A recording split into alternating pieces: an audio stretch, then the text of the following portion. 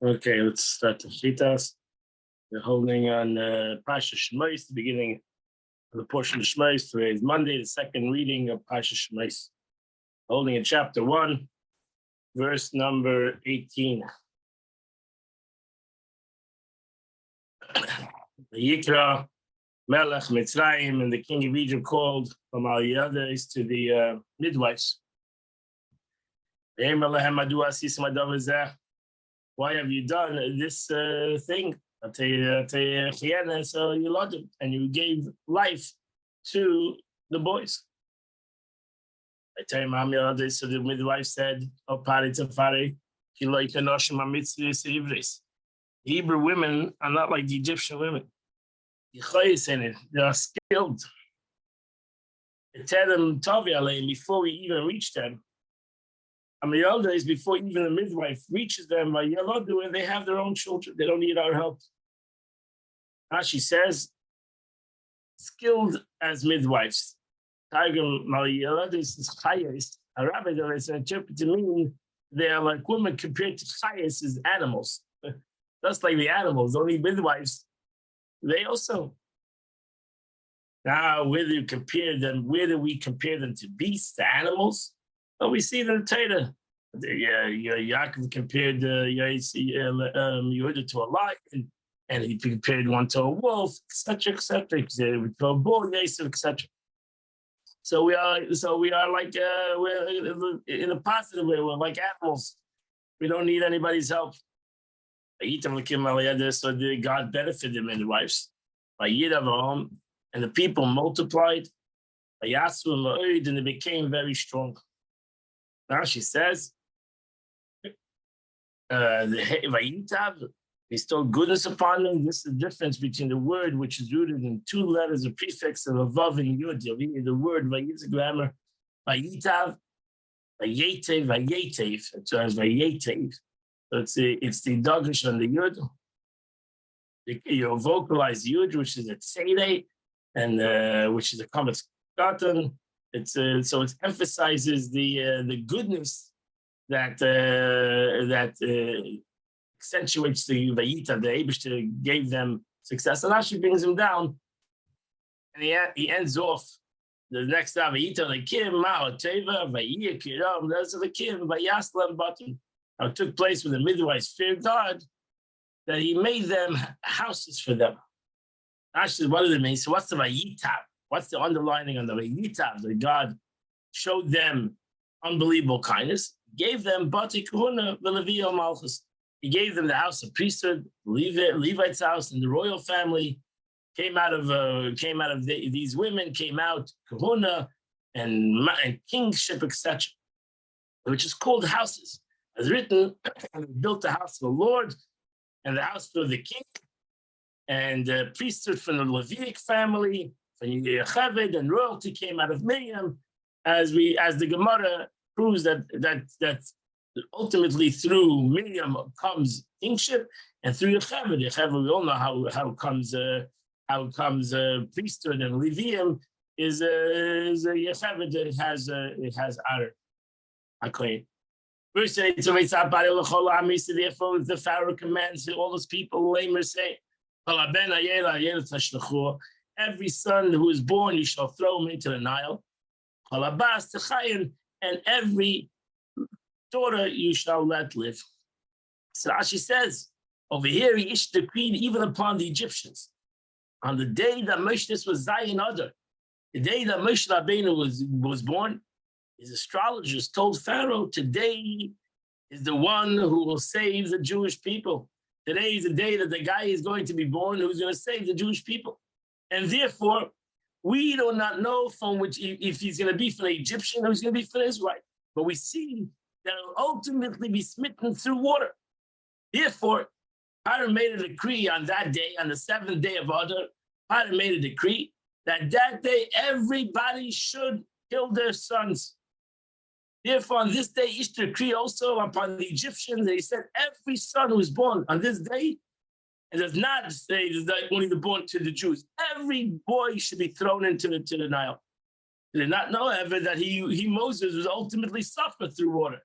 So the star seers had some truth in their statement that the one who is going to save the Jews is going to be punished through water. He thought that he would do it right now and drown him, but ultimately he couldn't do that. But ultimately, Moshe Rabbeinu was punished through hitting the rock and the situation with the water. Chapter 2, verse number 1. So a man of Levi went out, and he took the daughter of Levi.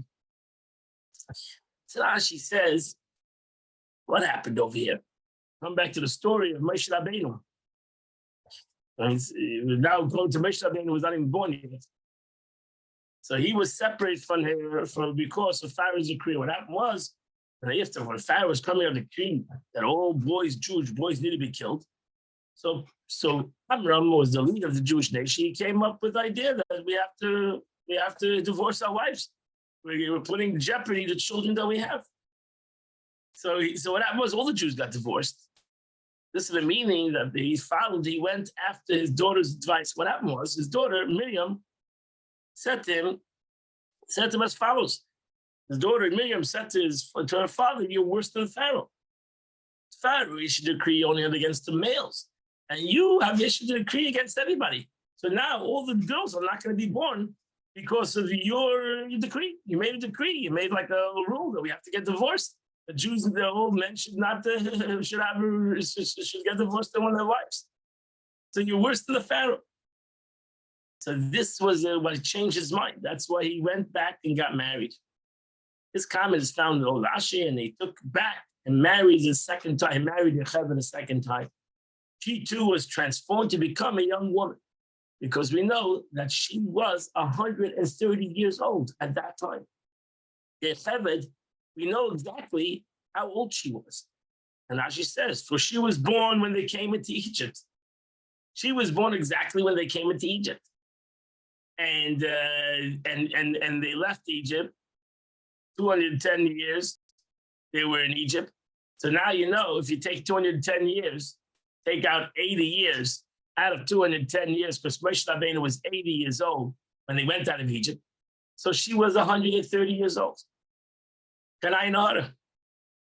So she was 130 years old. So when they left Egypt, Moshe was 80 years old or so. She conceived him.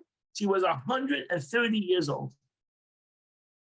It's interesting. We don't make a big deal about her. But the truth is, Miriam was not too much older. Miriam, I don't know, 5 years older than him. So she had children at a very late age in her life. So he took her back and she got pregnant. Taylor Ben, and she had a son. And she saw it was good. And she hid him for 3 months. I said, what happened? What means he saw she was good? When he was born, the house filled with light. And so he says that Moshe Rabbeinu shined like the sun. The house was full of light. There's many commentaries on this. Also, some say he was born Mo'ol. Moshe Rabbeinu was born circumcised. Some say that she called him Tuvia. That was his original name. You know that Moshe Rabbeinu had names, and his first name that his mother and father gave him was Tuvia. But she couldn't no longer hide her. She took a reed basket, and she spared with day, play and pitch. And she put the child in this basket. And she put it at the marsh at the edge of the Nile. Now she says she held it for 3 months because the Egyptians counted her pregnancy for the day Amram took her back. She bore him, but she had him. He was called in Yiddish a Sibila. She had him at the end of only 6 months and 1 day. He was born very early, preemie. He was born early. A woman gives birth in the 7th month. A child may give birth after complete month. And they searched after her to the end of the 9 months. So he was born the 6th month and 1 day. And now we had the 7th month, the 8th month, the whole 6 months, the whole 7th month, and the 8th month, and then the 8th month they have 9. So you have 3 months. So she hid him in the house for 3 months. They kept on looking for him. So read the Gema is a reed. The Chaymer Zephes, Rashi says she put pitch on the outside and clay on the inside. The righteous person, Moshe, should not smell for the foul odor of the pitch. Atasim B'Seiv, she put an expression meaning the marsh. That's a V'chayim Merachi. And her sister Miriam, stood from afar. Later, Mayasa lay to know what was going to be done to him. She was the one who prophesied. She was actually the one also prophesied that it's going to be to her father that he's going to have Moshe. He's going to have a child that's going to redeem the Jewish people. So now the father, it's all medrash. The father said, "Oh, you see what's happening? Look, we're putting her in a basket. Who knows what's going to happen? How is he going to survive?" And she said, "No, it's my prophecy." Miriam Hanaviyah. Miriam was the only one of the few who are called prophets. Taylor Bas Pari, and suddenly the daughter of Pari came down to bathe in the Nile. And I said, and the maids, her maids were walking along the Nile. And she saw this basket in the midst of the marsh. And she sent her maidservants, and she. So now she says, this transfers the verse to explain it. Pharaoh's daughter went down to the Nile to bathe in it. That's why this all the Mefarshim, she came down to the Nile to convert. She wanted to go to the mikveh. Yada year, Eitzel year, near the Barashi, the simple where she came to bathe.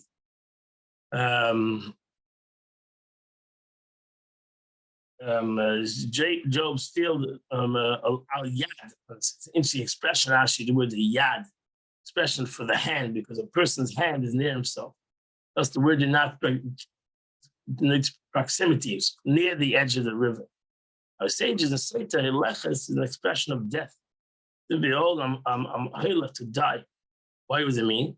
They, her maids, were going to die because they protested against her when she wanted to take the basket.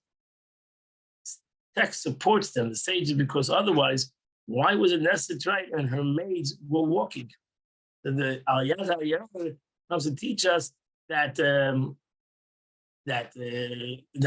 maids, her maids, were going against her, which is treason. That's Amasa. So that she says she sent her maidservant. That's the simple meaning. But our sages in the Gemara have interpreted an expression of meaning hand, Amasa, her hand.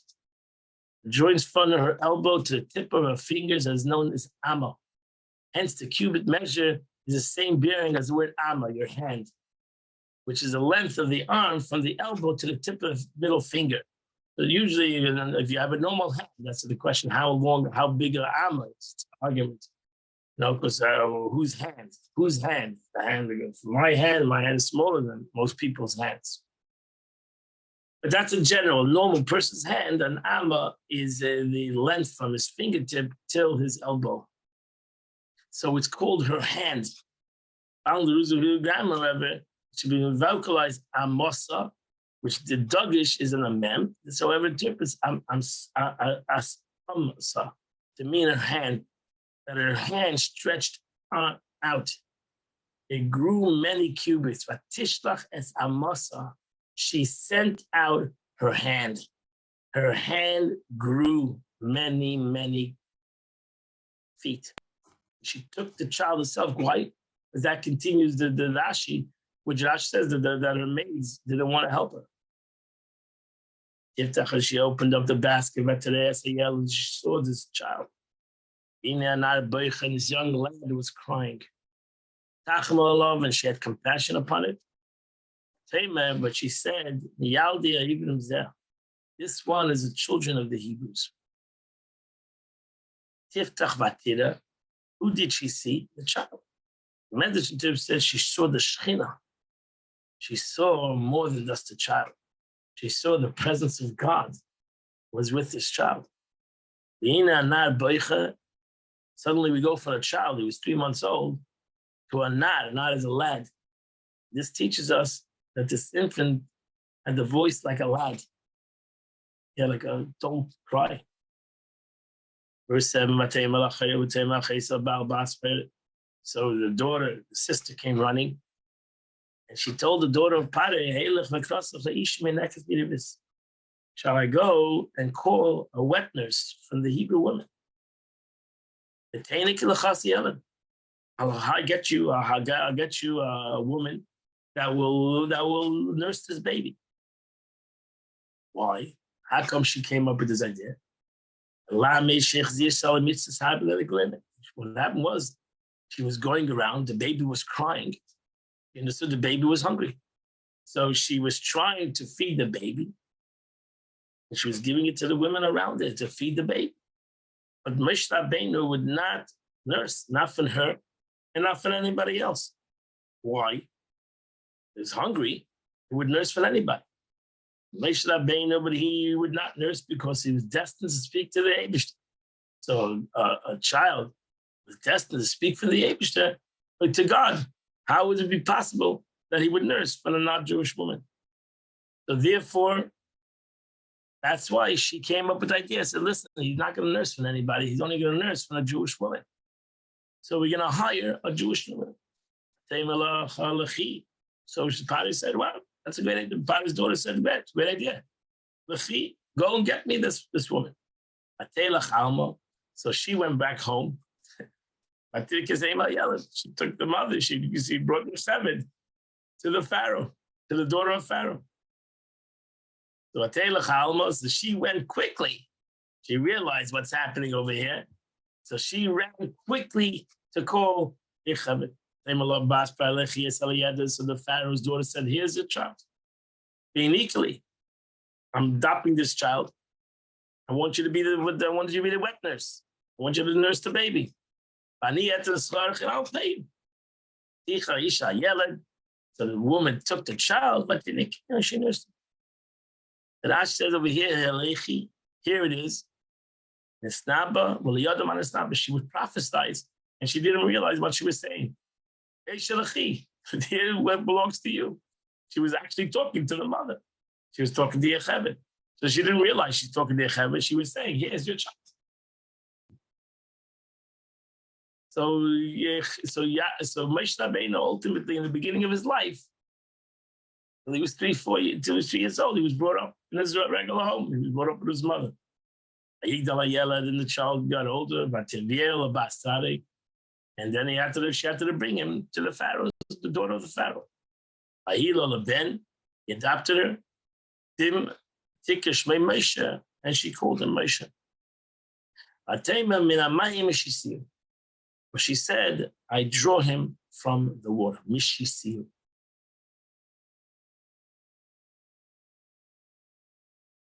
And the Rashi says, Shalachti in America special, drawing out Mishisiu. The question is, why do you call him Mishi? Why do you call him Moshi? You should have called him Moshe. Moshe. That's what you should have called Moshe, means to be drawn. Moshe means to draw.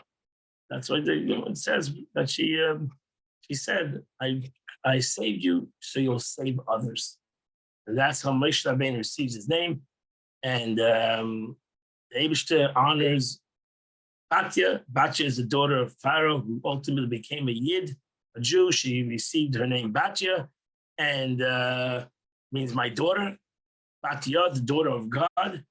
And she's honored that the name of Moshe Rabbeinu is called throughout the entire Torah. His name is Moshe. She's given the honor to have the name of Moshe Rabbeinu. And that completes the Chumash of today. We now go to the Tanya of the day. We're in the middle of chapter 12. The Alter Rebbe is teaching us slowly the concept of a Beinoni. He started this on Shabbos. So in a Beinoni, this desire of the divine soul in the brain that is alone pervade his thoughts, speech, and action, right? So the Beinoni, his godly soul wants to be the boss. He wants to be in control. Hence, his entire body control the lusting desire which the animal soul rises in the heart. Moreover, It prevents the actual expression because of natural supremacy of mind over heart. That's it. This is the most important teaching of Tanya. The mind over the heart, and that the godly soul, he knows he cannot get rid of the animalistic soul, and therefore, as we learn of Chassidus, he wants to do two things. He wants to skafia, to control, to subjugate it, or ultimately lasapcha, that we can change certain aspects in my animalistic soul. Because the Eibishter created, to begin with, God created the system, so to begin with, that the mind will rule the heart. And the mind has the capability to control one's heart. If the divine soul of Beinoni indeed dominates his very area of practical expression alone, dictating his every thought, word, and deed, so why is he not considered a tzaddik? That would sound like a real tzaddik, a person who never sins in thought, speech, and action. That's a Beinoni. A Beinoni never does an Aved. So if you look at a Beinoni, you would think he's a tzaddik. If you look at a Beinoni, you would say, well, this is a righteous man. He has no evil thought. He has no evil speech. He has no evil action. Everybody would look at this guy and say, this is a tzaddik. So why is he not called a tzaddik? Nevertheless, he's not called a tzaddik. Klal, not at all. Because he still has an animal soul.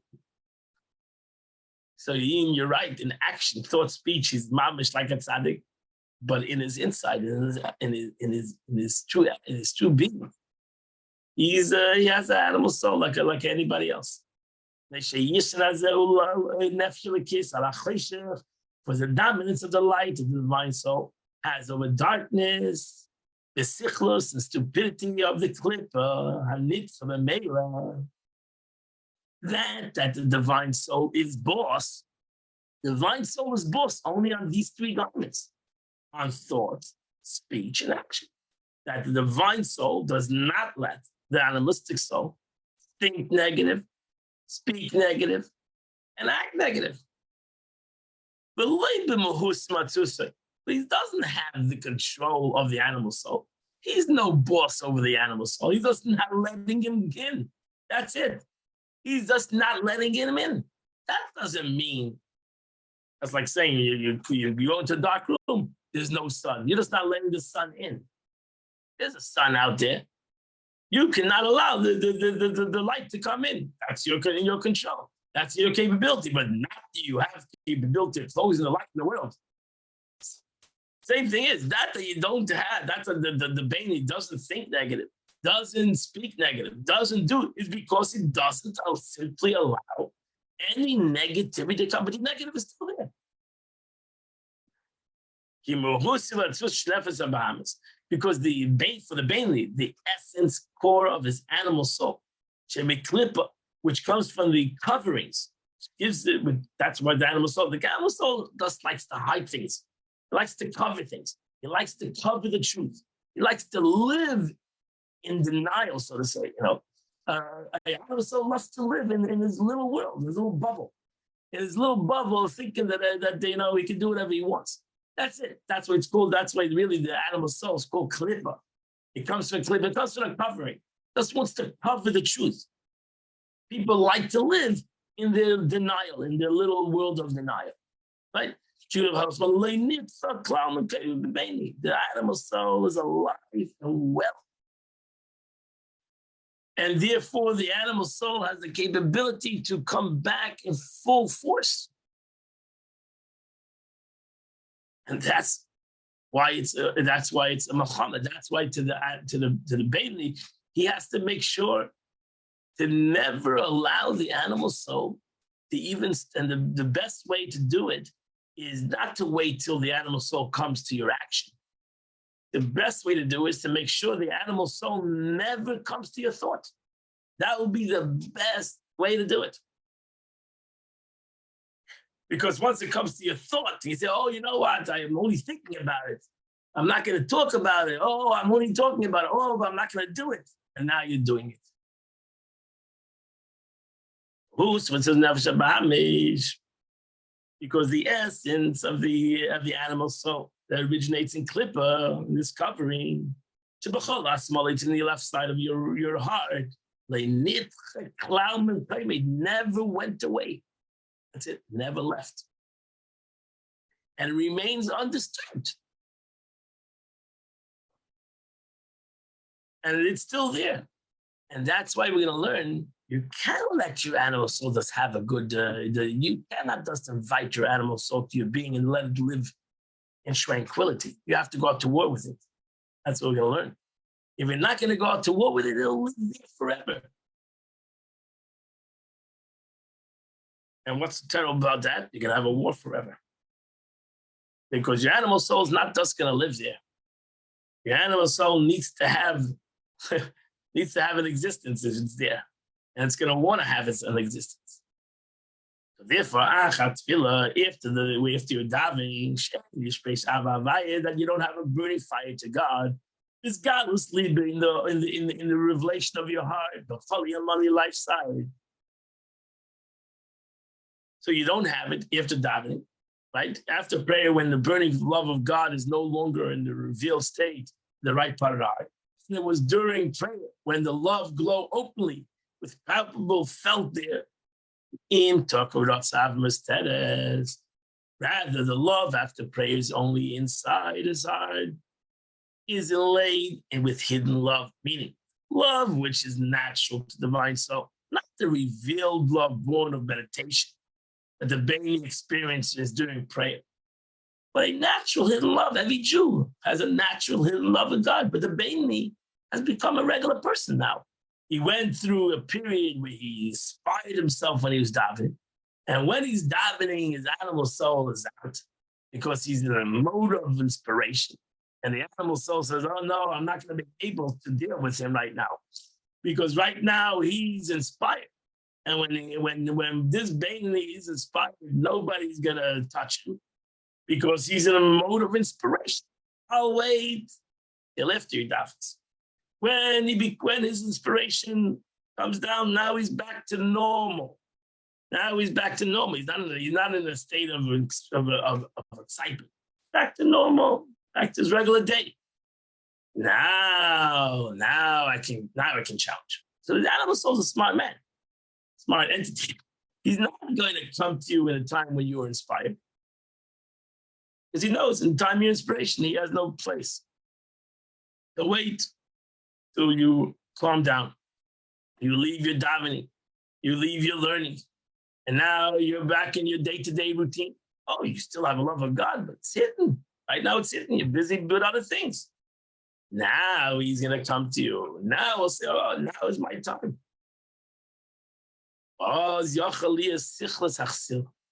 Now, after praying, when the love of God is no longer revealed in your heart of the Beni, it's possible for the folly of the wicked fool, it's called the wicked fool in the Gemara, the animal soul to reveal itself in the Davda. Now the animal says, now is my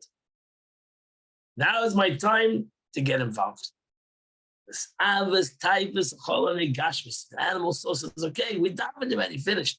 We've done it. You've been holy. I didn't bother you. You were holy when you were holy, but now we're not holy anymore. Now we're regular. Okay, we're regular. Let's enjoy life. Right? I didn't bother you in time of your prayer. Now it's time for me. It's time for me to enjoy life. Except that they should be desired and used as means to serve God, right? Zavta Gashmis, where at that time the Beni craves them for their own sake, for the pleasure they provide. Bein beheter, whether it's things that are alive, bein be'isa chas v'shalom. Once the animal soul gets you involved in enjoying even things that are permitted, he pushes you. Now you have such enjoyment from it. So let's enjoy things that are not permitted. And what happens? What happened to the davening? What happened to the inspiration of davening? You were singing, you were inspired. I was at a high. What happened to that high? Forgot all about it. forgot the higher prayer. It's like it never happened. Chas v'shalom. That's what happened. That's what happened. But his craving is limited. That means only that was the case of a craving for a prohibited manner. Doesn't have such craving. Baini will push it away. A Baini will not have a craving for prohibition, because a Baini will push it away. God forbid, the Baini never do it. A Baini, ela huda aveda, koshim aveda. But thoughts of sin, which are certain aspects explained in the previous chapter, more heinous than the actual sins, will come to him. A machshava. That's a natural thing. Not that he's thinking about it, will come to him, this natural evil thing. He'll be walking, that's what the Torah says, you should not look after your eyes. He's talking to a baby. He'll walk in the street, he'll see something, she'll see something, and she'll crave it. He'll automatically create a craving to it. Now the baby will say, okay, it's not for me. I'll have to push it away. So the valve has the capability of coming to us because that's a baby. He's a natural guy. Like Tzaddik, he doesn't see anything negative. Everything he sees is the connection to godliness. He sees the connection to Torah, or he doesn't see it. So therefore, the Tzaddik never has even the natural thought of negativity. The Bainli has a natural thought of negativity. He doesn't have a conscious thought of negativity. I mean, the second it comes into his mind, a natural thought of a taiva, whether it's kosher taiva or it's a non-kosher taiva, a kosher desire or a non-kosher desire, he has a natural thought. Now he has to push it away.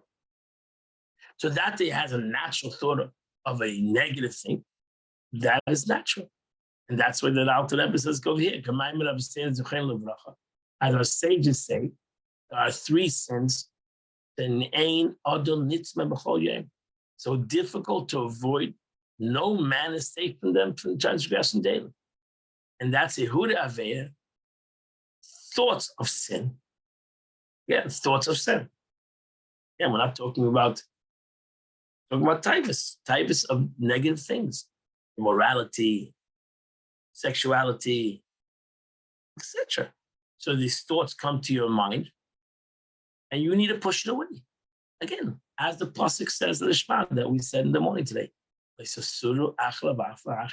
not follow the eyes. I mean, the eye is going to see it. What it says, the eye sees it, the heart desires it. So therefore, the Baini, when he sees it, he automatically thinks that it comes a natural thought. He has to push it away. Even tefillah, concentration in prayer, right? We all struggle with that. Comes to davening, suddenly we have machshavas others. Suddenly we're thinking about everything and anything in the world. Well, the guy sitting next to us is bothering us and everything and anything in the world. I'm here to pray. We have a difficulty in concentration in prayer. And we have no control of our mind. In essence, if somebody else can bother me, or I can let some alien thoughts, but that means my mind is out of control. And that's natural. There's nothing wrong with it, because I'm a human being. And my mind wanders. That's what you have in halacha, hesech hadas. Hesech hadas means I've lost my mind. I'm supposed to be concentrated. I have to be focused. And for whatever reason, I cannot be focused. And that's natural. The Gemara says that's a no ein adam nitzel mehem b'chol yaim. A person is not safe. No person, unless you're a tzad, are you safe from these three things? And lashon hara and gossip. We have so machshavah. Not talking about doing a Baini will never do a sin, but in his mind he can't control it. It's going to come to him an evil thought. He's not going to have the concentration in prayer, which Torah wants you should have the concentration in prayer.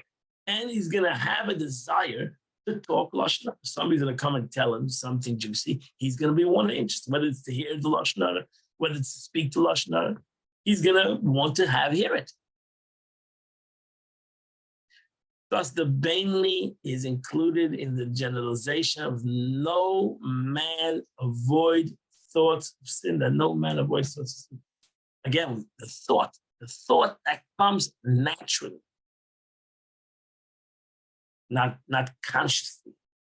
If the Bainly person comes to you and says, I want to tell you something juicy, and naturally you say, okay, yes, you're suddenly drawn, like your ears perk up, and suddenly you're drawn to it, that's natural. But now what are you going to do? Either going to say, okay, let's hear it. Now you consciously say, I want to hear it. Or you're going to say, you know what? Would love to hear it, but I'm not interested. I'm just not interested. Not because I'm a tzaddik, because I want to control myself. I want to not hear it. And that's the struggle. The struggle from the natural thought. That's the Gemara says. So naturally, the Gemara is not trying to bash anybody. The Gemara is just telling you something that is it's the way it is. The Eibishter gave everybody an Nefesh Bahamas, an animalistic soul. That's part of your being, part of my being. And if he's right there, then he is there. He's alive and well. And therefore, naturally, you have an Nefesh Bahamas, you're going to have a thought. It's going to come into your mind, a thought of negativity. Whether you're going to have struggles davening, whether you're going to see that. And we see that actually one of the most biggest tests to show that it's true is when you're davening. It's almost automatically. That's why it says that a time of davening is called a time of war. That's when your animal soul says, you know what? I'm not going to allow this. I'm not going to allow you to keep focused, whether it's for 20 minutes, whether it's for 30 minutes. I am not going to allow it. And that's it. That's where we struggle. We constantly struggle with this. And the second we come to daven, we automatically, everything else comes important. Yesterday's lunch, tomorrow's supper, and that guy's business. And suddenly we start thinking about 500 things. We didn't think about it 10 minutes ago, but suddenly in davening, we have this struggle. Why? Because that's my nefesh, but that's my animal soul. And my animal soul says, you know what? Let me see. I'm going to try to throw. I'm going to see if I can get you out of focus. How fast can I get you out of focus? Well, today, you have 5 minutes of every person has, it's getting less and less. That's you go to famous advertisers. They figure out how many minutes. Oh, sure, it's a tough battle. And the answer to that is that, as Alter Rebbe is going to explain, the tougher the battle, the greater the reward. So if you have a tough battle, that means that you have such a great godly soul, and your animal soul is tough. If you had a meek godly soul, then you wouldn't have a tough battle, because you would have a meek battle. The tougher the battle shows you the tougher the greatness it is, and therefore which shows that we have a great godly soul, and our tefillah is important. Our prayer is important. And the truth is, the Alter Rebbe says many times that in our generation, prayer is so important. Therefore, prayer is the biggest struggle. So we say, the more from the shul, the more talking is in the shul, for some reason, right? Because the bigger the Yetzer Hara, the bigger the kedusha, the more is the Yetzer Hara. The bigger the holiness, the more the Yetzer Hara. Who doesn't want this holiness? That's it. It wants the Yetzer Hara. The Nefesh Bahamas knows the holiness more than you. And he says, listen, can't stop it, but I'm going to confuse it. I'm going to bring confusion. And therefore, I'm going to move away concentration. That's it. So they'll daven, but they won't have concentration. I'm going to make sure to bring in any kind of alien thought I could. And that's what Alter Rebbe is going to say later. It's very hard to fight it. You have to ignore it. He's going to come up with a couple of different ways to overcome this thing, because it's not easy. But there is ways to overcome it and to ultimately get back to focus. And that's the Bainly's biggest struggle, is the focus. Because he has it. He has a godly soul, and he's in full control. Bainly never does an evil thought. Ultimately, he knows how to control it and get back to the focus. The second he has that evil thought, he knows how to refocus it. And that's what we have to learn, how to get back to the focus. Not to lose. Let me just end off a second. So today I don't have a Tillim on me. Today is the 16th day. I'm not sure the Tillim. If somebody wants to tell me the Tillim, because I am. What? 879 to 82, I think. I'm not sure. It's 70. It starts with 79. That I can tell you. Okay, starting from 79, chapter 79. Just read till you're tired. And down and say some Tillim and do the Tillim of the day. And Shem, we'll see you all tomorrow. Continue the Chita.